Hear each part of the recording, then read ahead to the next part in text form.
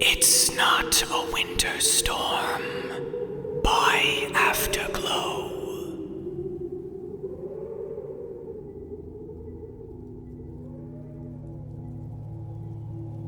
You can dismiss this as the paranoid ramblings of a senile old Yankee, but I'm writing to you today with a warning.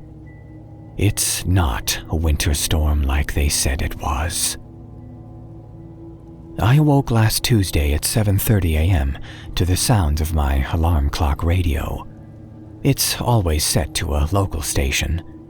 I just about lost my patience for national news a couple of years back. Maybe it's something about getting old, but my world started to shrink when I hit 50, and I let it. I've never been one to lend an ear to world affairs, or any affairs outside my home state of Massachusetts, for that matter. I lived a quiet life as a fisherman at the docks in my town, spending weeks at a time out at sea every year. All around, I've spent every calendar day at sea at some point in my life, even Christmas. I've seen storms so fearsome that the pounding rain turned to bitter snow in front of my eyes, a rarity at sea. I've felt waves so large that they keep me awake even now, 20-odd years later. Right as I'm on the precipice of sleep, they threaten to pull me back to consciousness, just as they almost pulled me back out to sea. Forgive an old man and his ramblings, but all of this to say that I thought I knew what to expect when I heard the radio newscaster say, "Batten down, folks. Another winter storm coming later this week." As I wiped the sleep from my eyes, I half listened to the newswoman's lengthy list of preparation tips before smacking the off button and swinging my legs over the side of the bed, joints and floorboards creaking in unison. That was 8 days ago. Every day leading up to the storm, I've woken to broadcasts about its effects, and every day the messaging has become less and less clear. Wednesday, it was the winter storm Riley will cause even more damage than last week's storm. Thursday, it was, "Cancel all your plans for Friday and Saturday, folks.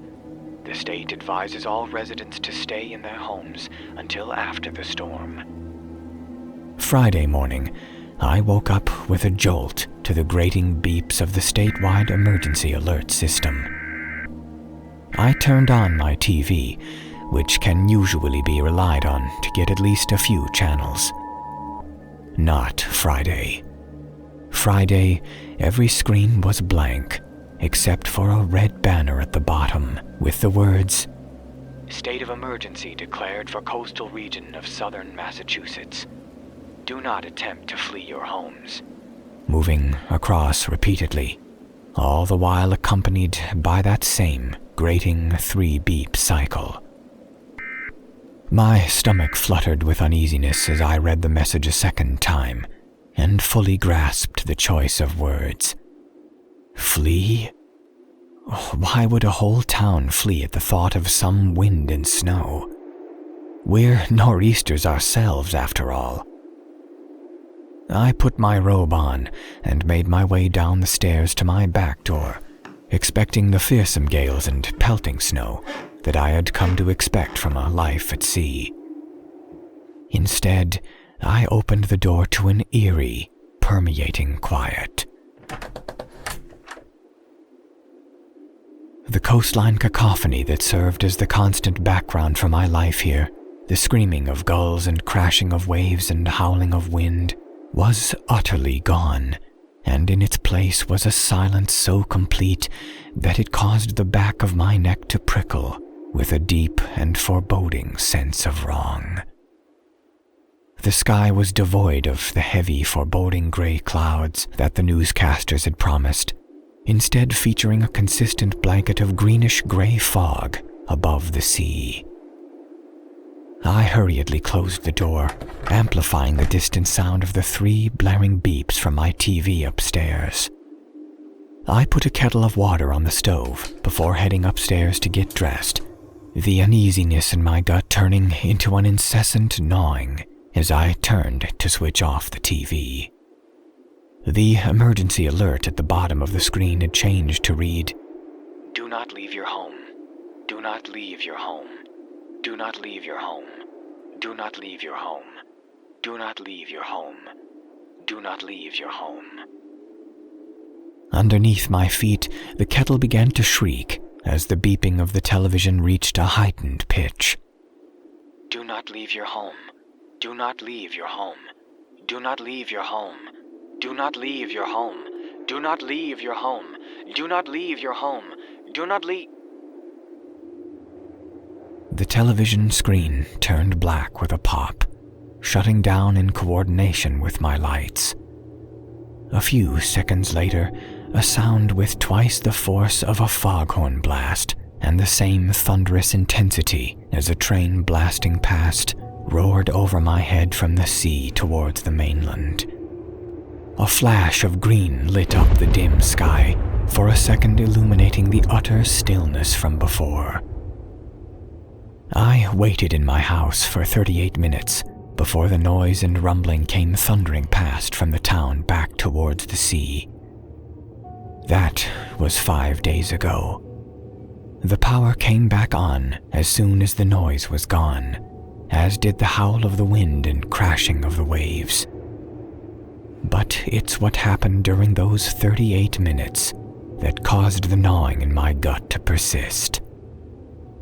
They're saying the power outages were caused by heavy winds, but I don't buy it. I saw photos of the storm online, complete with heavy snow and wind-battered houses. That might be from some other town, but it sure as hell isn't from mine. We have no coastal flooding, no infrastructural damages, and no houses blown out to sea. What we have is thousands and thousands of dead birds. We have water that tastes like copper. We have bloated fish carcasses washing up on our beaches. I'm writing this today as a warning.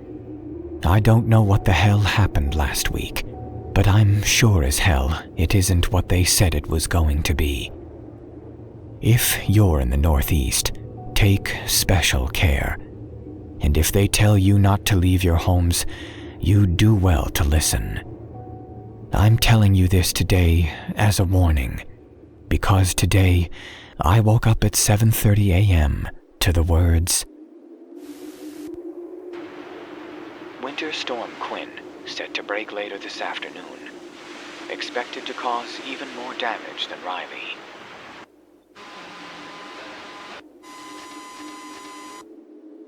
Generally dry day on Wednesday with sunny periods. However, there may be more cloud in the southeast where it will be breezier. After a chilly start, it will be mostly dry on Thursday with some sunny spells. However, it may be rather cloudy in the southeast. Patchy rain will arrive in the north later in the day.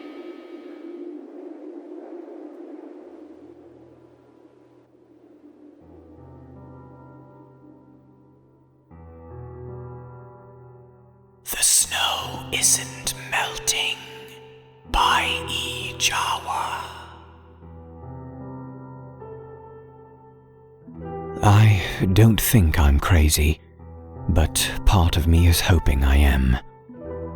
I'm almost afraid to post this, for fear of finding out it's happening in other places.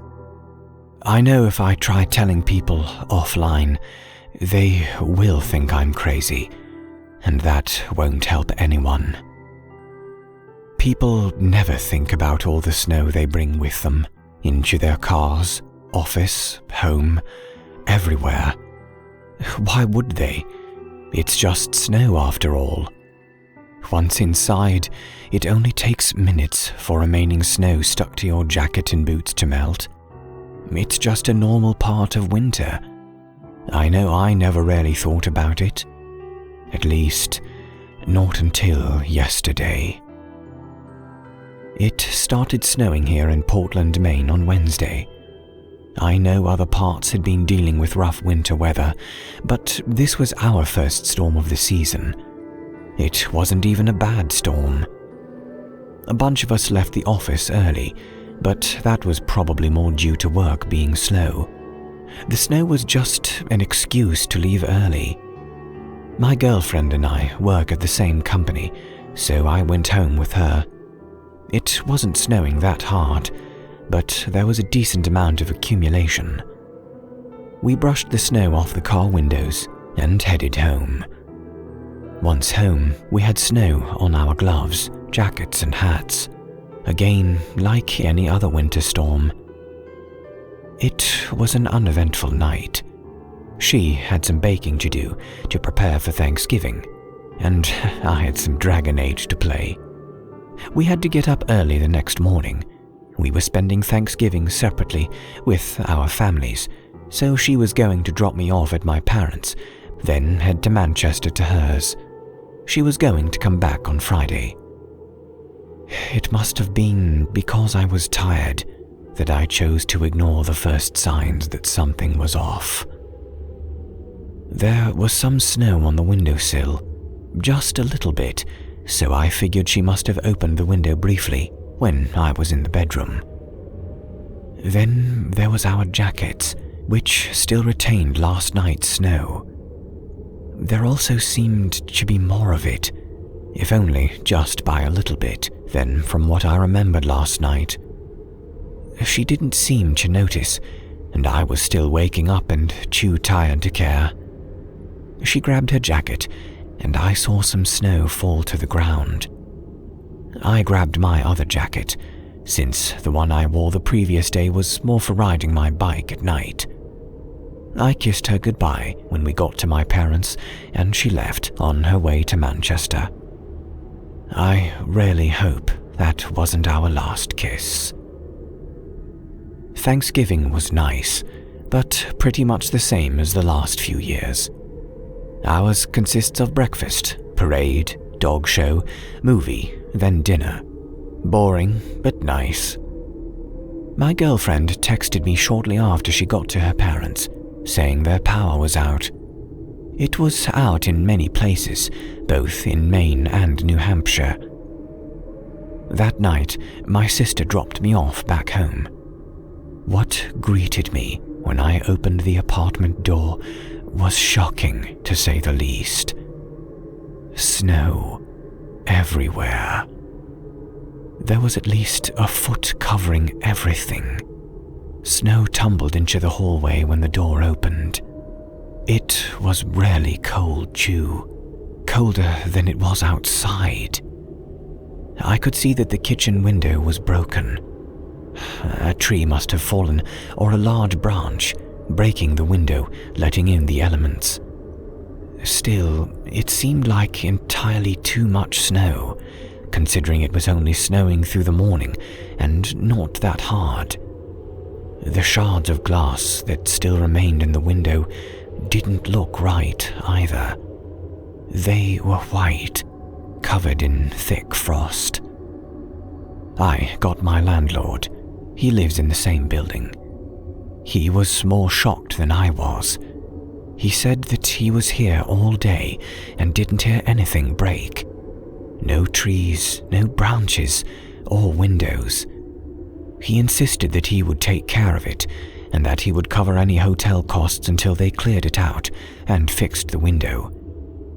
He must have felt guilty about not noticing all day, since he wouldn't accept my help and said that he would have someone come and help him. I was tired and worn out, so I didn't object. I called my sister to have her come pick me up again, so I could stay at my parents'. I tried calling my girlfriend to give her the bad news, but it went straight to voicemail. She had forgotten to charge her phone the night before, so it must have died, and she hadn't been able to charge it yet. I wish I still thought that was the case. I couldn't shake the image of our apartment covered in snow. It didn't seem natural. That was when I remembered about the snow on our jackets. There was also snow on our gloves when we got home. Wouldn't that have melted though? It's not a long drive, but with the heat on in the car, it doesn't matter now. I went to work this morning, tired from lack of sleep. Strangely, not a lot of people showed up. I know that's not abnormal for the Friday after Thanksgiving, but I mean, people who were planning to come to work today didn't show up, and we were all having trouble reaching them. Fear was really starting to set in, but I didn't know exactly the cause. Why hadn't my girlfriend called me yet? That was running through my mind a lot this morning. One of my co-workers, who I consider a friend, was one of the ones who didn't show up. I figured if I drove over, I would find he was just running late for some dumb reason, and my fears would go away. He'd probably think it's weird that I was checking up on him, but it didn't matter. I needed to do this. As soon as I saw his house, I knew my fears were justified, and panic started to creep in. Some of his windows were broken, the others completely white. I almost turned the car around right then, but I slowly pulled into his driveway. I wanted to make sure he was okay. Maybe he wasn't home, like I was. No, there was his car still there. He must have still been inside. He's still there, sitting on his couch, his frozen gaze looking at the broken window. Snow everywhere, everything cold. That's what I saw when I went inside. I can hardly say it, but it was the most frightening thing I will ever see. His eyes were frozen white, any visible skin was an unsettling shade of blue, and his arm had fallen off and shattered into hundreds of pieces. It happens fast, I know that now. I think it grows slowly, so it needs to let more inside before it can. I don't know. Maybe that's how it feeds. I'm at my parents' now. I didn't tell them what I saw. How could I, when I don't know what I saw? They asked why I was brushing and sweeping all the snow out of the house. I asked them to not go outside. That was a mistake. We should have left, all left. I forgot to check the shoe closet. 5 minutes ago, while I was typing this, I heard the windows break downstairs.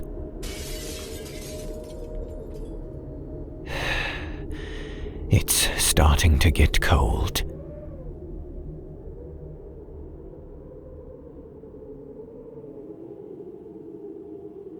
I saw a woman in the blizzard.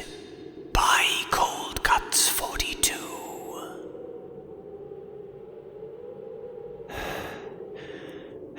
I'm sitting in my apartment living room right now, having a quick supper of chicken strips and coffee, trying to reconcile my thoughts on the last week or so, and it isn't easy. I figure I should get this down in case I don't get another chance. I'm not really sure where to start. The weather in maritime provinces has been absolute crap the last few weeks, and I hear it's been pretty much the same over all the Northeast. Since that first big storm in January, we've had nearly 2 meters of snowfall here, and it seems every other day everything's closed. The roads are pure ice, the sidewalks are gone, and standing in the middle of the street, you can't see over the drifts on either side. They've recently begun dumping snow in the harbor, for lack of anywhere else to put it. So where do I really begin? I suppose I'll start with some details on my life. I live in a small city that's really just a large town in Atlantic Canada, where I go to a community college, reaching for the stars here, and have recently leased my first ever apartment. It's a pretty okay place, consisting of an old 3-story home converted into 6 single-bedroom apartments. The apartments aren't very big, and the old building's kind of run down, but I've got my own kitchen and bath, and the rent's manageable. Most importantly, I live on my own in an apartment on the 2nd story. Things had been going pretty well here until this winter. I was doing well in school, my part-time job was fulfilling, and despite my property manager's conspiratorial joke that there might be a few ghosts about the old place, the apartment had been working out well for me. Some of the doors stick, and the heating's a little iffy at times, but the only real problem I've encountered is that some of the storm windows are cracked, and the inner pane on one window is loose. So, when it's windy, it has a tendency to rattle, and the wind whistles around the frame. So, when Winter Storm Juno hit, I was awakened in the middle of the night to the sound of the wind absolutely shrieking around the window in my living room. I looked over at my alarm clock, and it took me a moment to realize the power was out. So I checked my phone and saw it was around 4 in the morning. Sighing in disgust, but at least taking solace in the fact that I probably wouldn't have class in the morning, I switched on the light on my phone and rolled out of bed to see what I could do about the ungodly noise coming from the next room. The first thing that struck me when my feet hit the hardwood floor was how cold it had gotten in the night, and I quickly shifted on the slippers beside my bed as I headed over and unlatched the bedroom door. When I pulled the door open, I was greeted with a cool breeze and a sound like someone physically assaulting the loose window across the room, along with a small but dismaying pile of snow accumulating on the floor.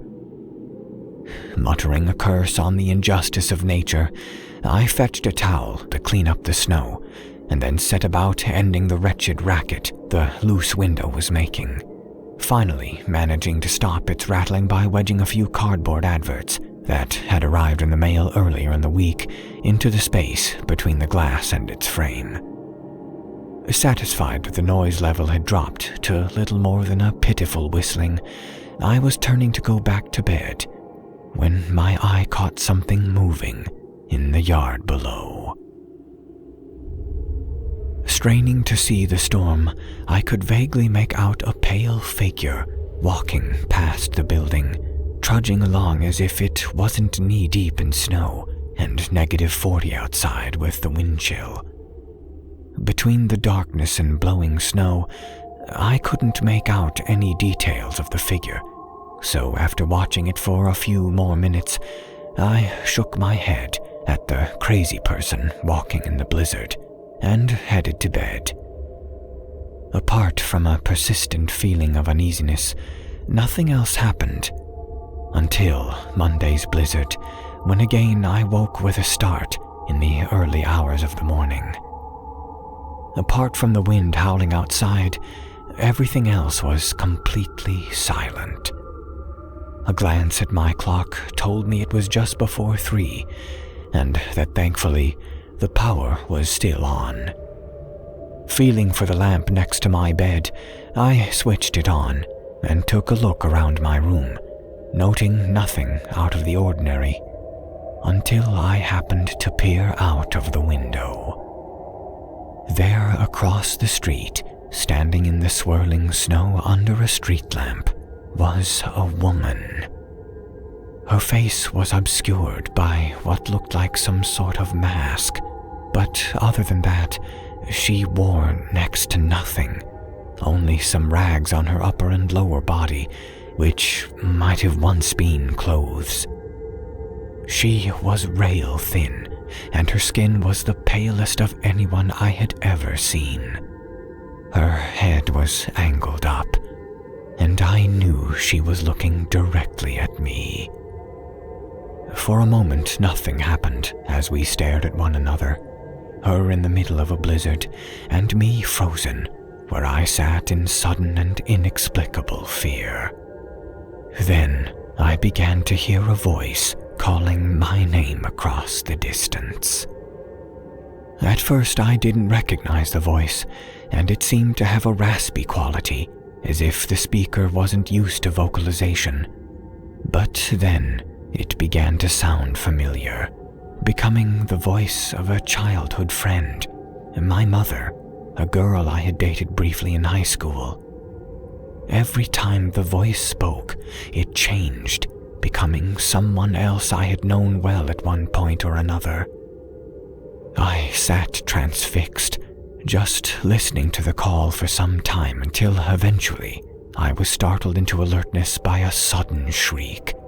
Whether from the wind or the creature outside, I can't say. Released from my terror, I saw the woman had progressed across the street, and in a frenzy I bolted from my bed, scrambling through the door in the living room and slamming it behind me. After ducking into the kitchen to make sure my apartment door was locked, I flicked on all the lights and fell upon my couch to browse Reddit until the sun came up. Anything to take my mind off what had just happened. I must have dozed off, though, because a few hours later, I was once more awakened to the sound of wind screaming and glass rattling back and forth.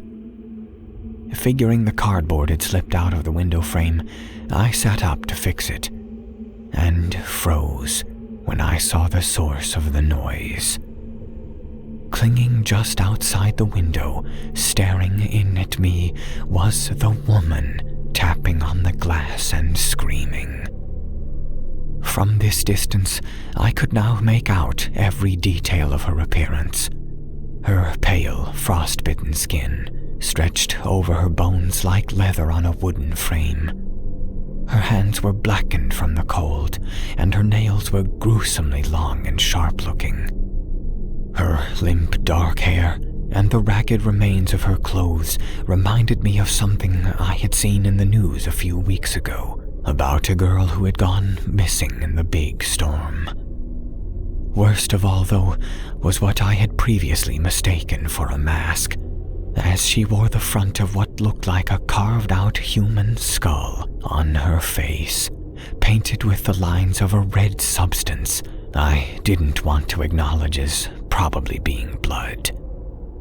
From the sockets of the skull, bright blue eyes peered out, focused intently on me.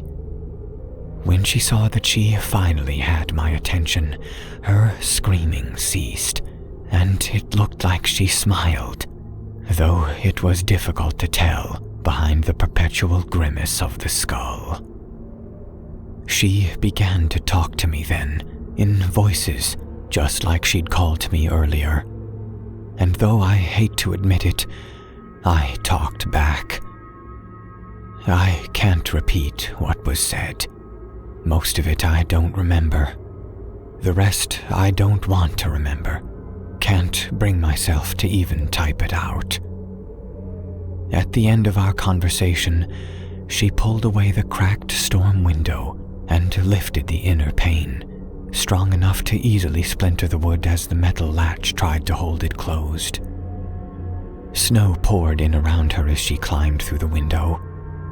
I tried to get off the couch and flee as she approached, but none of my muscles responded, and I was left frozen and helpless to watch as one frost-bitten foot and then the other carried her closer to where I sat in shock. "Come with us into the cold," she said in her rasping, half-growl of a voice, reaching out with sharp, black hands. The last thing I remember before I blacked out was her thumb pressing against my forehead – and her ice-blue eyes looking through me. It's been 3 days since then. I awoke Monday afternoon to an apartment that was cold, but otherwise the same. The window was closed, though the wood over the latch was still splintered, the storm pane still broken. Feeling something tacky in my hair, I reached up to find a line of blood on my forehead, trailing from a small puncture just below the hairline. After that, I searched the apartment over, contacted my property manager about a window that had broken during the storm, and tried to get on with my life. Today, I awoke later than usual. It was late afternoon when I got out of bed, but luckily everything was still shut down from Monday's storm, and it's starting to squall again, already a near whiteout. I've just realized I forgot to cook the chicken I've been eating. I've finished half of it, and as I type this, I'm taking another bite. It's getting dark out, and this is the last of my storm food. Maybe I should go find some more. I'm starving.